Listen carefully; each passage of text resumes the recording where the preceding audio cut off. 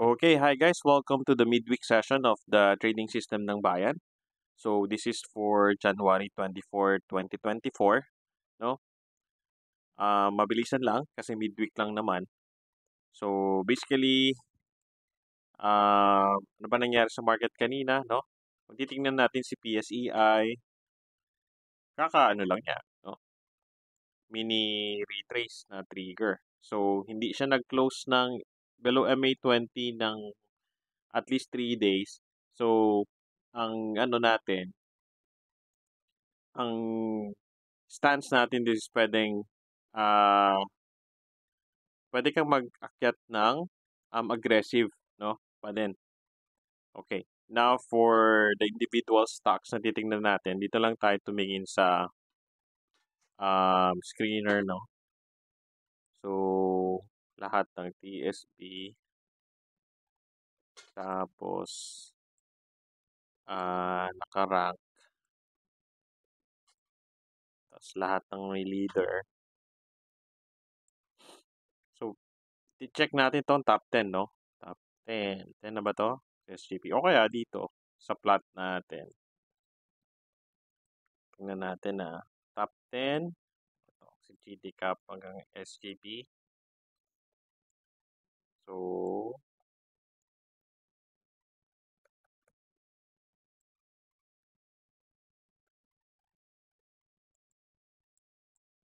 for January 24, meron kang top 10 based sa model natin. No? So, titingnan natin isa-isa. Okay, mukhang maganda ang galaw niya kanina. No? Ang next lang is kailangan niya mag-high breakout dito, no, si PSEI. Para hindi siya parang double top dito. No? Itong top na to, tapos another top.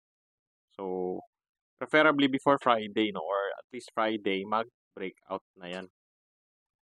Ng parang high breakout, no, new high for the last 6 months. Okay, first stop is GT Cap.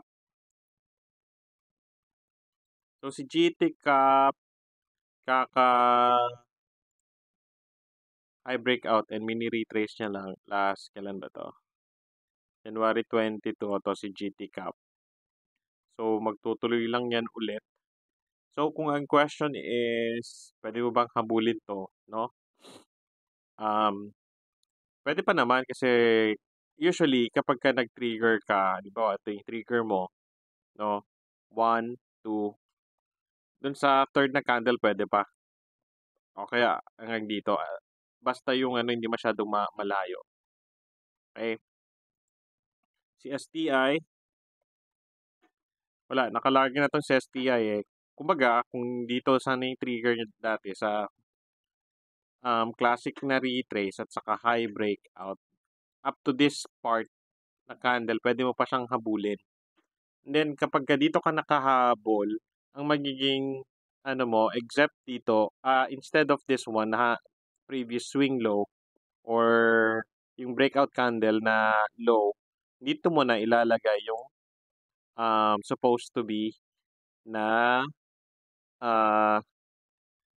trail stop or cut loss level. Okay.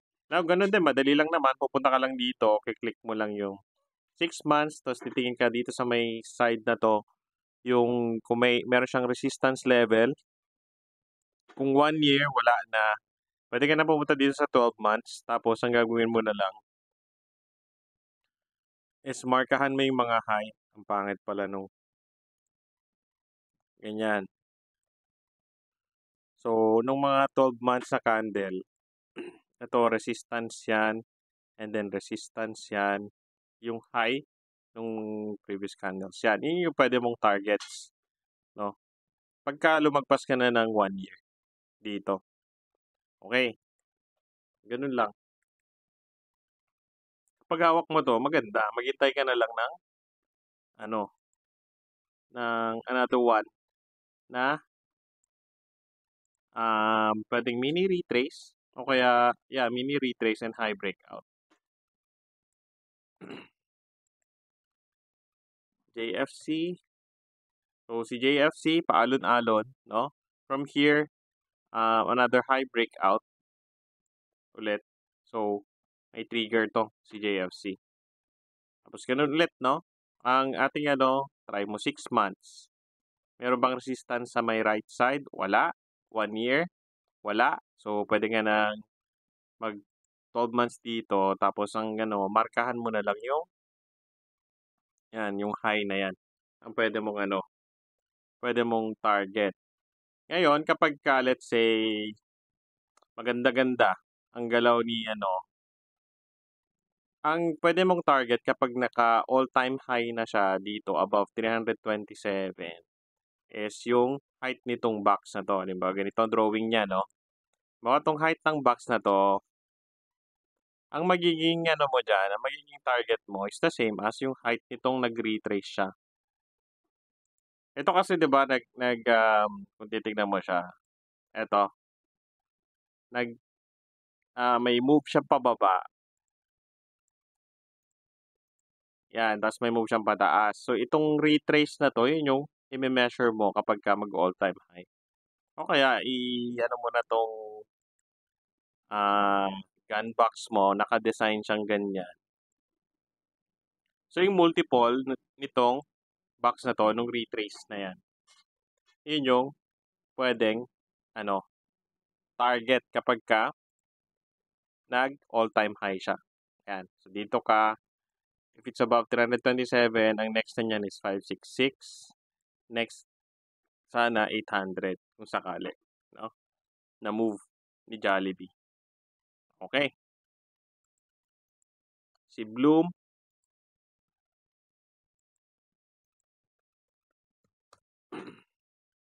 yan. So, kakaano lang ni Bloom dito, 'no, first retrace niya and then another high breakout. So, question, puwede mo pa bang habulin? Puwede naman, 'no, kasi tawag nito, kaka-trigger lang ng high breakout diyan, supposed to be itong iyong cut loss level.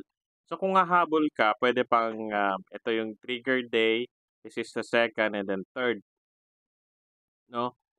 So, puwede pa. 'Pag dito ka hahabol sa next day, dito dapat ang iyong place mo na cut loss level. Yan, around magkano yan? Around 10.35. Okay? So, RCR, actually na-spot natin yan, nandiyan yan sa kahapon. Kung naka-follow kayo dun sa Facebook page natin, naka-highlight yan dun. Okay. So, 'to wala pa rin RCR. Nakalarga na, maghintay ka lang ng retrace ulit.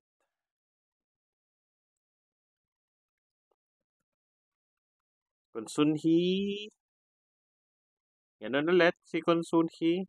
So, kakaano lang dito tapos high breakout, high breakout.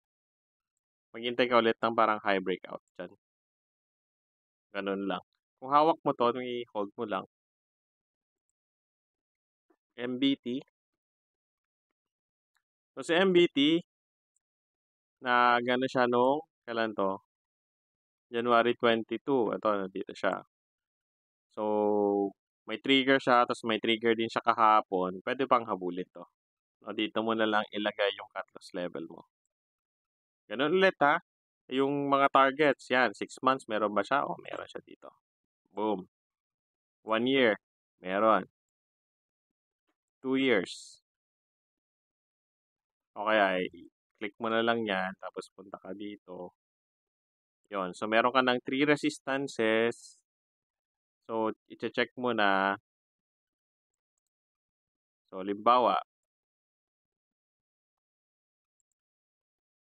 dito niya gustong umakyat, 15%. Tapos ang puwede mong 2 to 15. So, mga 6 or 7.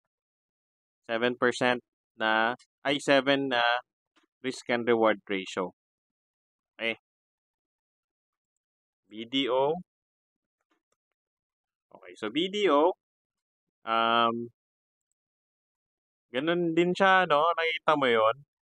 Kapagka nag-trend shift, ang next diyan ay puwedeng mini retrace or yung classic retrace. Basta pag nag-materialize yung classic retrace, ang next niyan ay high breakout. No? So, pwede tong si BDO. Okay? Now, ganun ulit, kung dito ka papasok, kasi kung kaka-high breakout niya lang dito. Ito kasi, indecisive candle yan, so hindi natin papansinin yan dito ka. Ang talagang breakout niya. So, pwedeng, pag dito ka bibili, or the next day, na opening, dito sa low niya, dito, ang iyong cut loss level. Tapos ganun ulit yung target, 6 months, 1 year, so siya din yun. Tapos, ano mo na lang, 2 years. Mag-ano na to. Mag-all-time high siya pagka na-break niya yun. So, ganun, i-measure mo yan. Ang pwedeng target niya, pag na-break niya yung 151 na level, ay nasa 200. Yan. 212. Ganyan. Ganyan natin siya tignan, Mag-all-time high. Pag na-break niya to, yung 150, next yan is nasa 200 na level. Which is how much yun? So, pwedeng, since ito yung immediate resistance niya, magkano lang yan? 5. Pero pagka nag-break siya doon, 49. O kaya, pag dito mo na lang siya bibilin, pag nag-break siya dyan, 40. Divided by magkano to? 6. O, mga 7. 7 na risk and reward din ang ni BDO. Kapag ka, pulutin mo na lang siya. Pero pwede ka nang ang tawag dito? Start na mag-accumulate at this point kasi meron naman siyang signal. Okay? At may trigger naman pala siya.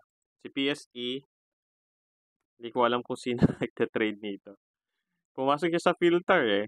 Ilan ba ni PSE?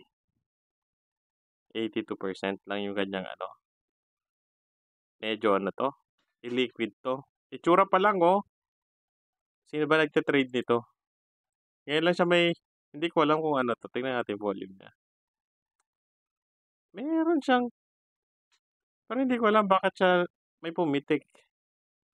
Anyway, 1.8 lang Wala yan. Joke yan. SGP.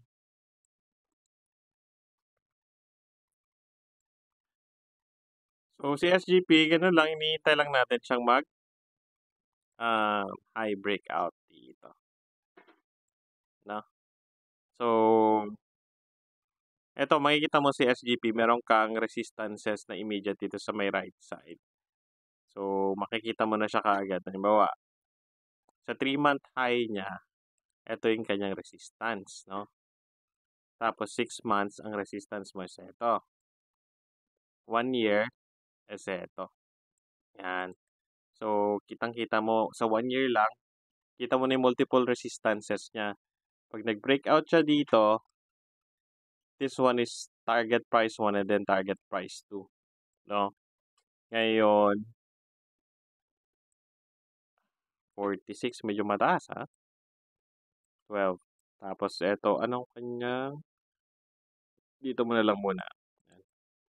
Pero kung, yun ay, kung siya, breakout.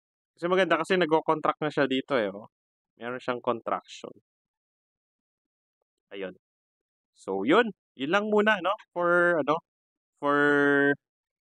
this one. So, meron kang trigger ngayon na JFC and BDO. Aside from yung MBT and Bloom na kung hahabol ka, Yun. So, that's all for this, midweek session.